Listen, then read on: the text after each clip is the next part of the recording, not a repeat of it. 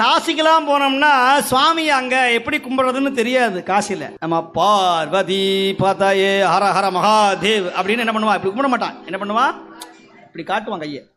ஆனா நம்முடைய தமிழ்நாட்டில் மட்டும்தான் கரமலர் மொட்டித்து இருதய மலர கண்களி கூற நுண்துளி அரும்ப சாயா அன்பினை நாள்தோறும் தழைப்பவர் தாயே ஆகி என்னை வளர்த்தனை போற்றி சுவாமியை பார்த்து கைகால் கூப்பி தொழி